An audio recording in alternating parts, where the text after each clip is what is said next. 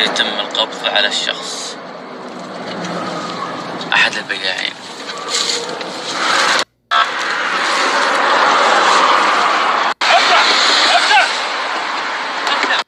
هذا الموقع اللي فيه مصنع الخمور بعد ما تم ضبط صاحب مصنع الخمور بكمين من قبل الحملة الأمنية الجنائية. شوفوا كيف وضع اللوحات على أن العمارة بالكامل لا يوجد فيها أي أحد.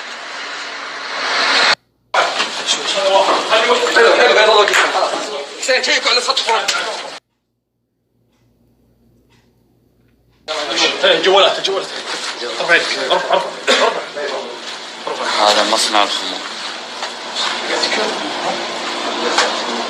ما تم القبض على الشخص بعمل كمين محكم من الحملة، توجهنا إلى المصنع الأساسي بحي أسلي. طبعا هذا المصنع يختلف عن بقية المصانع. ترفعها شوي بس. هذا حاط فواكه مع الخمر العرق.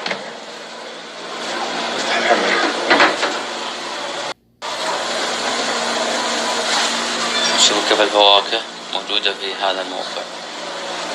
طبعا أول مصنع نشاهده في عملية الفواكه.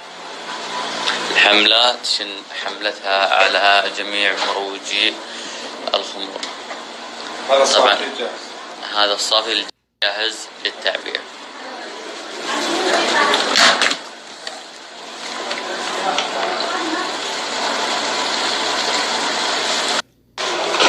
جاهزة للتعبئة.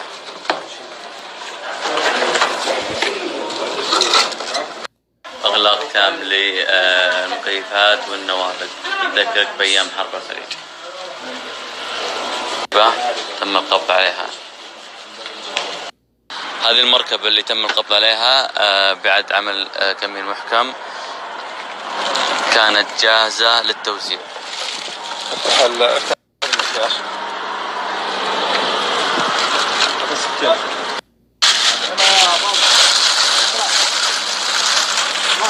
جميعها خمور جاهزة للتوزيع.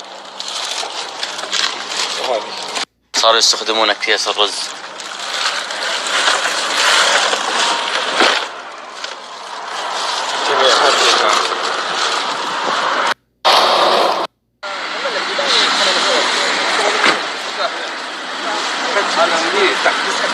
حاولوا الهروب وتم القبض عليهم. المصنع الثاني. رجل وامرأة من بني جدتهم.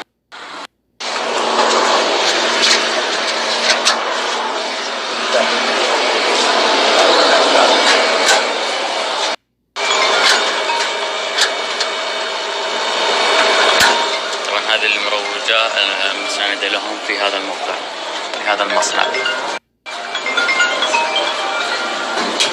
حاولوا الهروب من الحملة.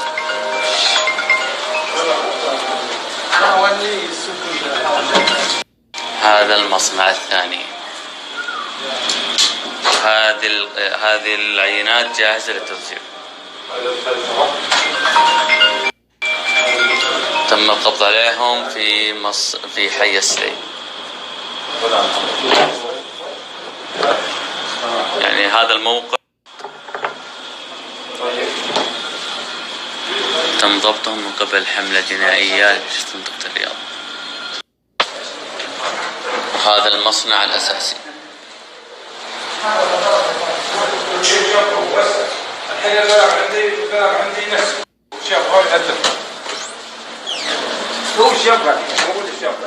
مثل ما تشاهدون هذا الباب الخارجي. شوفوا ايش حاطين هنا. كمية من البخور للتضليل على من كان في الخارج بأن داخل المنزل لا يوجد مصنع بل أن منزل طبيعي. شوفوا كميات البخور التي تستخدم في اليوم. لكن الأبطال جابوهم.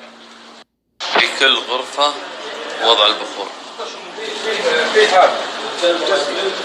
في هذه وش هذا عرق ولا هذا؟